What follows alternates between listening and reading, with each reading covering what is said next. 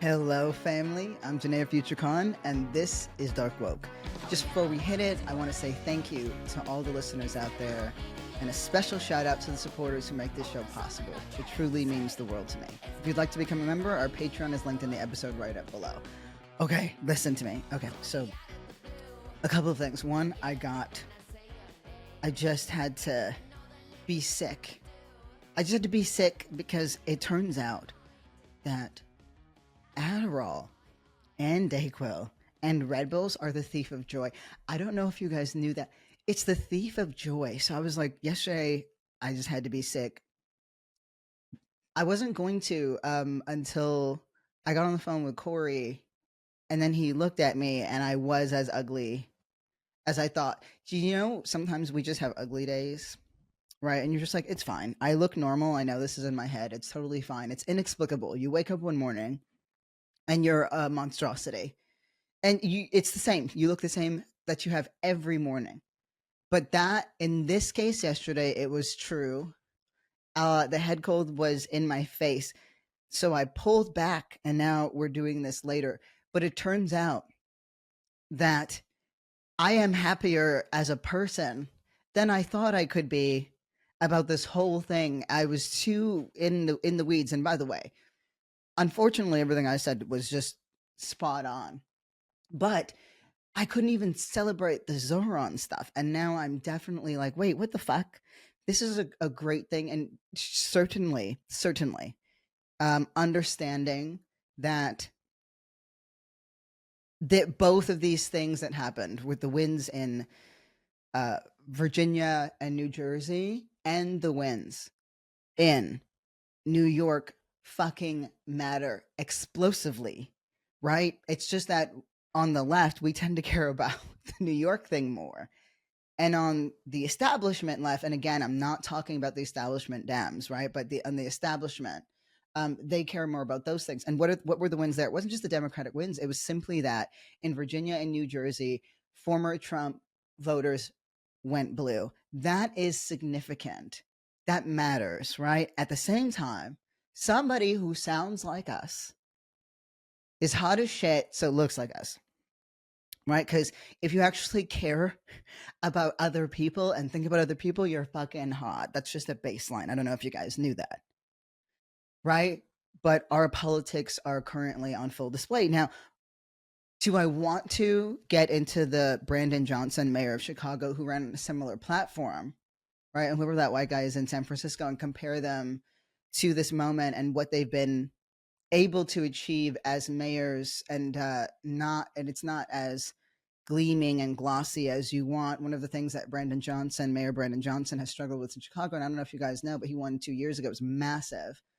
I'll talk a little bit about that, but the police own the budgets over there, right? There's a lot of limitations, a lot of red tape. I would argue even Karen Bass, who gets a really bad rep, right? Like, we're not grateful that she's here, and certainly we should be critical of power, but a big reason for a lot of our criticisms that we simply do not understand how the system works.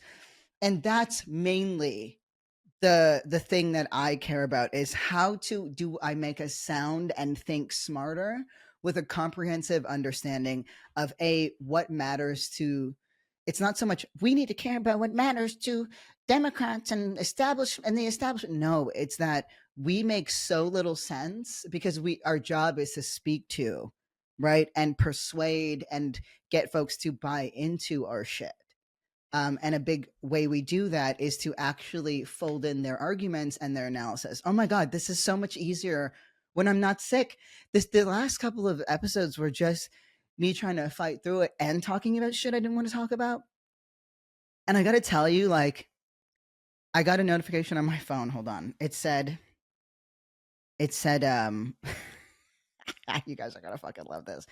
Uh, and I was like, please, God, let it be him. Okay. Medical emergency in the White House as someone collapses. I don't, dear God, I know it's been some time since we've had a conversation of any, whatever, but a lot of that has to do with moments like this. And if you could please maybe see it in your infinite wisdom and massive heart to make this the person we all hope it is, and fold him in your bosom or wherever you see appropriate. I trust you. I trust you implicitly. God, OG, to put this person where they belong and everyone else around them. Okay, it's too sacrilegious for me to say amen, but I'll say a woman. Okay, back to it. So there's a couple of things. One is, of course, yay, fucking Zoran won. And one of the major wins there wasn't just in our, you know, politics that sound and feel so much closer to ours. It was the sense of possibility that now we're talking about the establishment. The establishment and simply never, ever, ever, ever, ever provide for us, ever, trying new things. And I think Zoran's going to be able to do that regardless. And it's not all going to work, right? And I think what I want is for us to be smarter, like Brandon Johnson. So what ends up happening is somebody that's ours gets into office, right? And then the establishment fucking hates them, right? Like literally hates them. And then we start to turn on them as they don't see through much of what we thought, right? And then they're also a target on the right because the right understands how dangerous their ideas are. And so they end up getting heat from three sides. And, in AOC's case, she's quite insulated. But the people online are very loud and, for the most part, it's easy to say, well, they don't matter that much. Which I think in the day to day is true, but then when you get an issue, right? And this is not the right term, but indulge me, like Palestine, right? Foreign policy, it suddenly became very, very serious because those people were able to form connections. And I'm not talking about the fact that there's an Israeli apartheid happening and we need to do something about it. That's not what I'm talking about. I'm talking specifically about how those malcontents found each other online and then used AOC's voting record as a weapon against her. Despite the fact that several of the things that she voted for were like they would have passed overwhelmingly regardless, and that she's playing chess, and we don't seem to understand that she's playing chess, and you have to play chess. So you checkers, nignogs, need to go there, and there's several ways we can address that, which is one, of course, having a more robust analysis so that we can start platforming those understandings, that we can start yapping ourselves, that we can start creating new ways of thinking, new strategies, and all these other things. And then, all the art shit, whatever, right? Whatever. But for now, and everyone was just like, he's not even a socialist. He voted again around the Working Families Party. And that was something I forgot to mention because it's like, okay, well, how do we, you're saying these things and I don't want to become an electoral guy or, I don't want to be this kind of organizer. And it's okay. You actually don't have to be. That's what these organizations are so great about, like the Working Families Party. And again, this is someone, the current national director of the Working Families Party came from the movement for Black Lives. That's Maurice Mitchell. And this is someone I know. This is someone whose politics are amazing and they're playing a strategy game to win. But it's not one of those moments where you get to plug into something that's already functioning, do some good work there, and then go on with your lives and do the work that really matters to us. It's just about plugging into what already exists, not making something up new entirely. We actually don't need to do that, right? And no, you don't have to run for office if you don't want to. Although occasionally you will. Like no, there's some things we have to do that we don't want to do. Okay, but I get to look at hot people more now because of Zoran and Rama. And just think about what that would feel like if we were run a country run by hotties. AOC, hot. Okay. Are you serious? And there's all these other reps that we gotta go down the road into. But first, I want to play. There's I want to play the speech that Zoran gave. It's a clip of it. It's great. I want you to hear his little, baby voice and just vibe out for a second. But I have one final request. New York City. You listen to me. If you're near a convenience store right now, any type of 24-hour store, go into the store right now and put your hand in the cash register for no reason. Their money is your money as of right now. Okay, that was not the right one. But low key fire, right? I want you to walk into the convenience store, put your hand in the register, take out the cash. Like, not in independently owned stores, but in the corporations. That's in the billionaires. We're snatching that money. No, here is a clip. I just want you to hear the crowd. I want you to hear the crowd, and it was a really moving speech. Obviously, there's going to be a lot of fuss about what he really meant. His aloof wife was a lot less aloof tonight. What the fuck was that with the New York Post? By the way, their cover art is phenomenal. Everyone's buying it, and I'm like, don't just download a really high resolution JPEG online. There's so many. Stop giving the New York Post your monies. Thank you, my friends.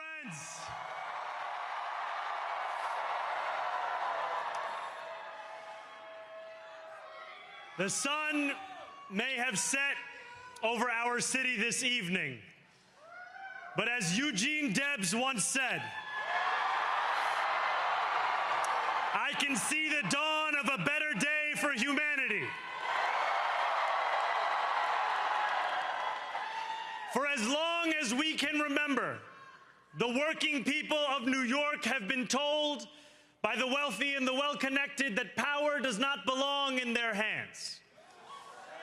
Fingers bruised from lifting boxes on the warehouse floor, palms calloused from delivery bike handlebars, knuckles scarred with kitchen burns. These are not hands that have been allowed to hold power. And yet, over the last 12 months, you have dared to reach for something greater. Tonight, against all odds, we have grasped it. The future is in our hands. My friends, we have toppled a political dynasty.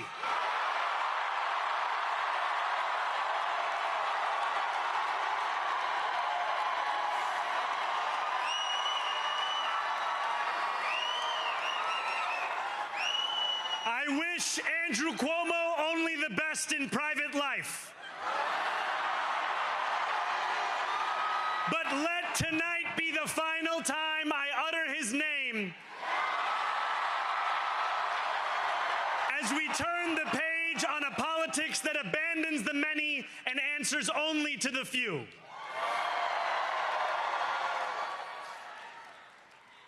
New York, tonight you have delivered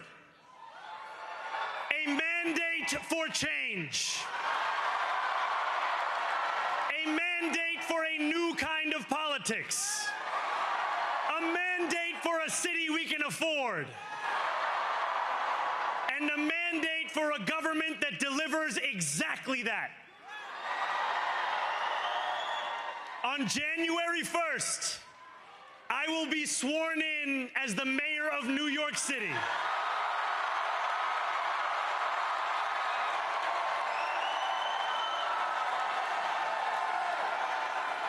And that is because of you. So before I say anything else, I must say this. Thank you. Thank you to the next generation of New Yorkers who refused to accept that the promise of a better future was a relic of the past. You showed that when politics speaks to you without condescension, we can usher in a new era of leadership. We will fight for you because we are you. Or as we say on Steinway, ana minkum wa ilaykum.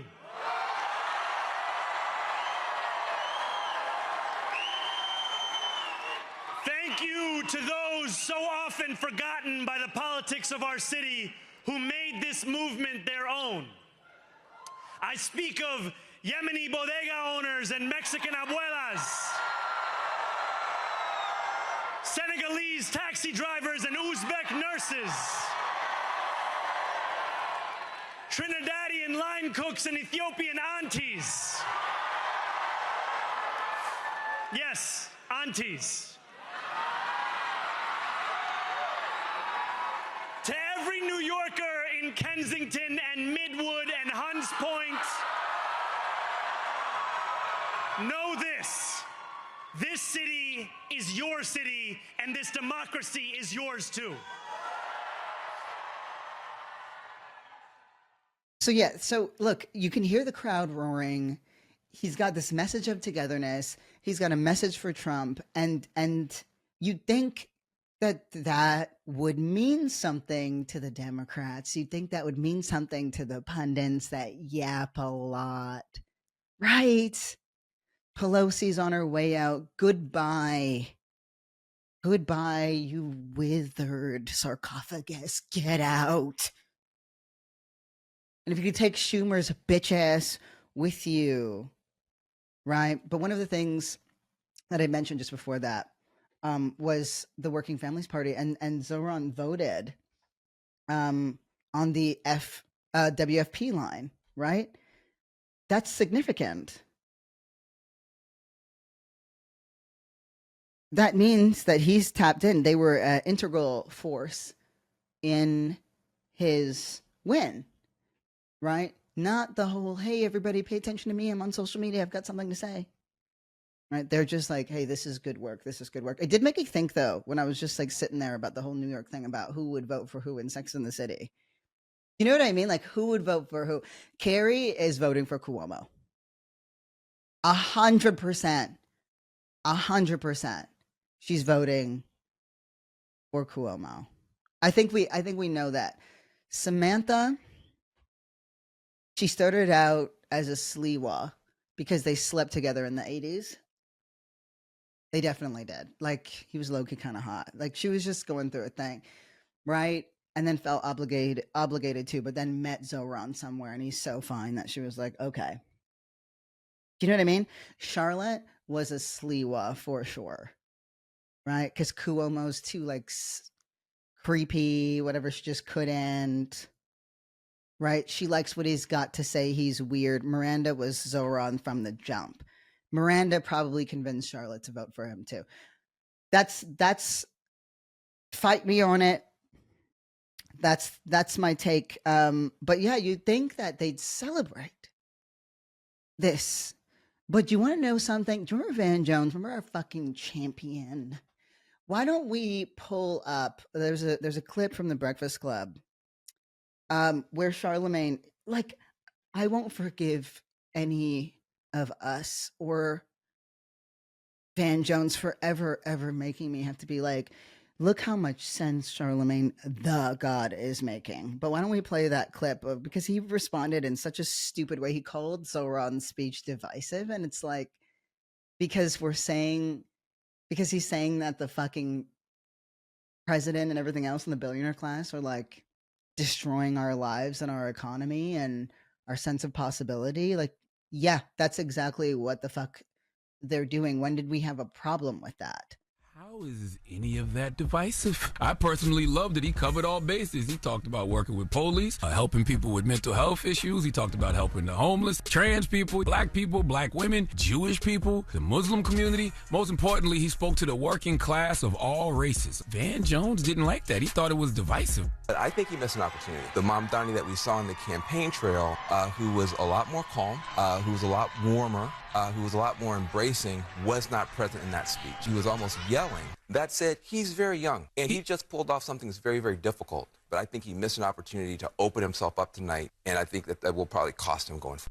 Man, shut the F up forever, okay? Damn. There was no opportunity missed. The man just won, and he deserved to take a victory lap. There's absolutely nothing divisive about calling out bad landlords who take advantage of tenants, calling out billionaires who are corrupt and don't pay their fair share of taxes, and administration trying to implement an authoritarian strategy on America. There is nothing wrong with calling that out. See, the reason a lot of things don't change in this country is because you don't have enough politicians that are willing to challenge capitalism. And Zoran is doing that. Very hard for me to get inside of Van Jones's head, but I would remind people that Van Jones in 2017 is the guy who gave us the most famous line of the first Trump administration. Van Jones on CNN said, tonight he became president of the United States. Van Jones thinks that Donald Trump gives unifying speeches that make him president, but thinks Zoran Mamdani, who's united a multiracial, multicultural, multi-income coalition, is divisive. That tells you more about Van Jones than it does tell you about Zoran Mamdani. I mean, Jared Kushner's pal wasn't a fan of Zoran Mamdani's anti-oligarchy, anti-Trump speech.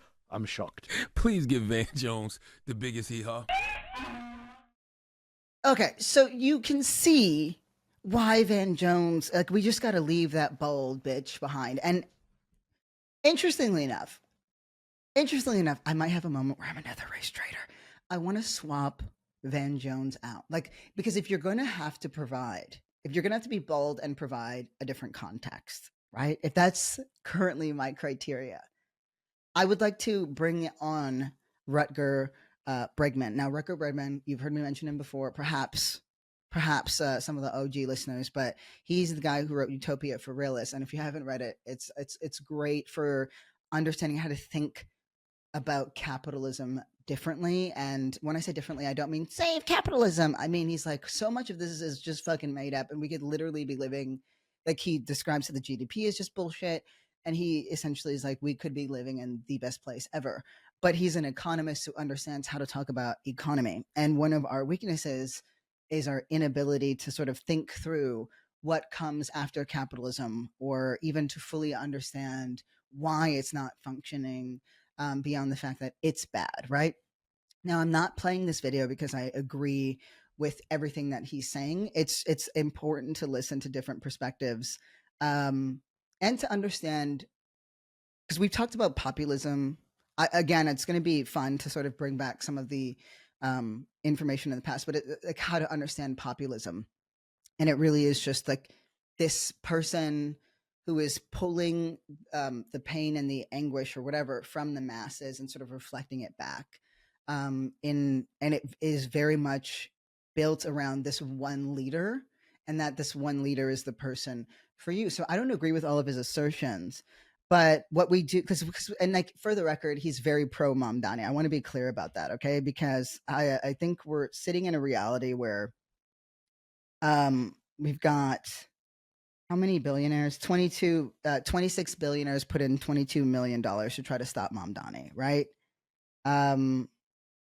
It's like, it's more than we know. And then, of course, the anti-Semitism thing is sort of slipping through, which is kind of funny because you got so many people who also call Mamdani an anti-Semite, but because Alex Soros also helped fund Mamdani's campaign, it's just like, it's so silly, right? Everyone, like, and then some people are like, Mamdani beat the billionaire class, he's amazing. And then people are like, well, you used the billionaire class. And it's like, shut the fuck up, right? Like, can we please be so serious? But anyway, I want you to just listen to this around rhetoric and populism. Next episode or whatever, next week, we'll talk about sort of the implications of, what happens when our people get into power, because it doesn't happen the way that we want to all the time. But this is a big deal. Anyway, let's just play this this video from Rutger. And remember that he's pro Mamdani.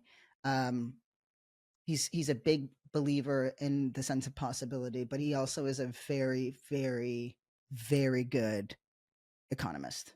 Zoran Mamdani used Donald Trump's playbook to get elected. Not the ideology, of course, but the method. Now, I know that sounds weird, but please stick with me. Both of them didn't build movements with policy papers or long speeches. They built them with emotion. They built them with memes that spread fast, that made people feel first and think later. Together, New York, we're going to freeze the... And both of them were also heavily underestimated.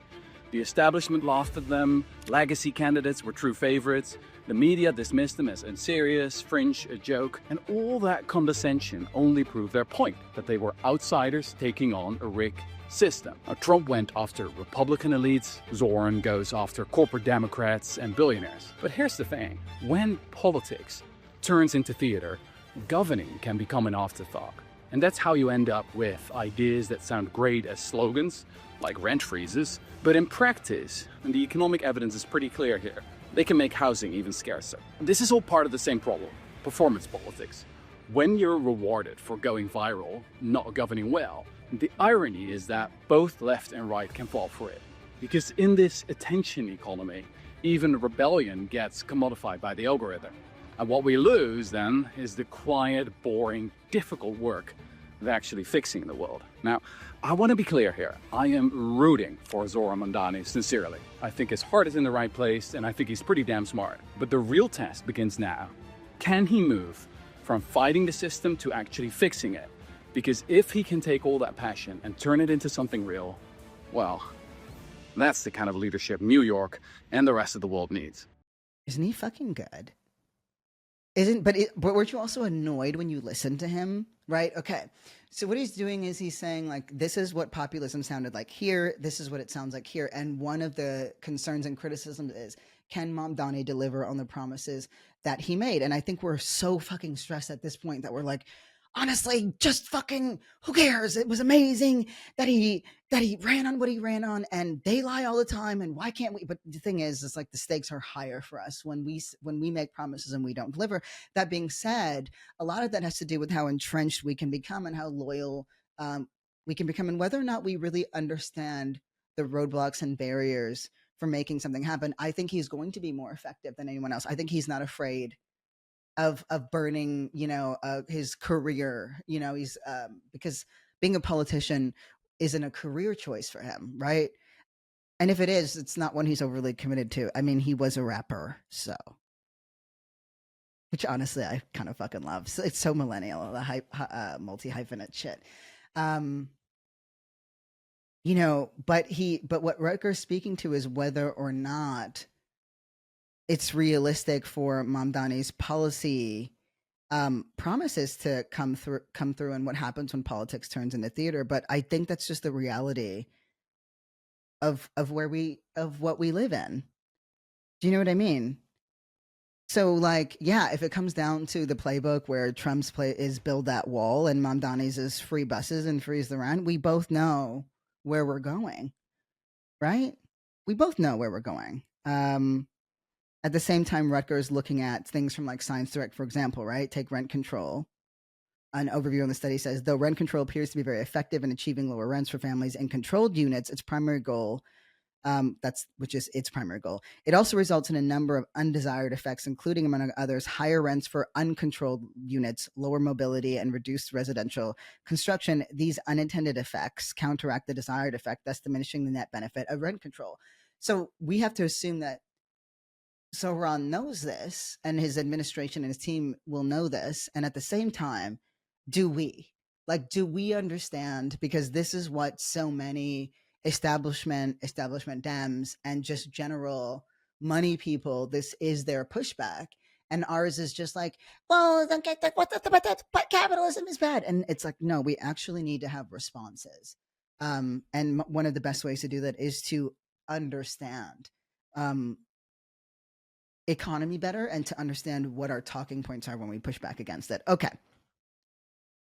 That's it. I wanted us to go out on a high because it's been a weird fucking time. I'm so excited about what can happen. And I can forget that sometimes when I'm sick and on Dayquil and Adderall and Red Bull.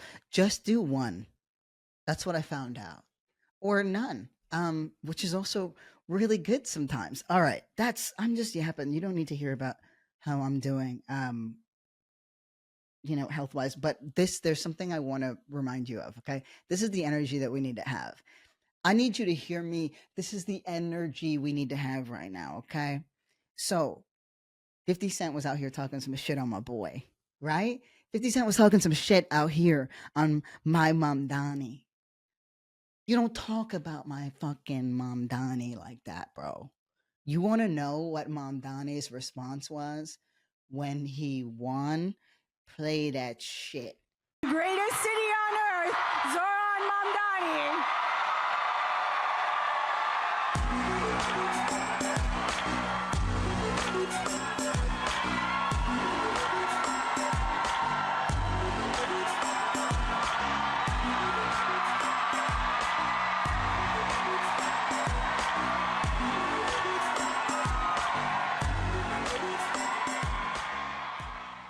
That's right. You heard it. My boy came out to Ja Rule. That's a millennial that is here for millennials, okay? This is the nigga before he came out of jail selling microwaves and doing Fire Fest. We need to be on that little bald man Ja Rule shit. Don't hear that 50? Don't come from my boy. Okay, sorry. I've lost my goddamn mind. This is good. It was a good weekend for the left. All of us. We rarely get, everybody got something. When does that ever happen where everybody got something? And maybe it'll be enough to boost morale. But if it's not, then we got to just create the connective tissues where that happens. Okay, sending mad love to each and every one of you. Thanks for sticking it through. Thank you, Corey, for making us look good, sound good. We had some tech issues, and Corey was breezy, cool as the other side of the pillow. And I don't think I've ever been described as that in my life. Anyway, I love you all very much. And I'm really, really, really looking forward to what the fuck is next. I've got so many little small things, big things I haven't talked too much about yet, but I'm going to a full day training now, hoping to, make some connections. This networking thing is for the birds, but it turns out when CRLR James said that the revolution starts at home, he didn't actually mean in my house. Did you know that? I didn't. I have to leave the house, and it's really hard for me. So, yeah, I think the home that he was talking about was inside. So, let's go. And I will see you and hear you and yap with you next week. Thanks for listening to Dark Woke, y'all.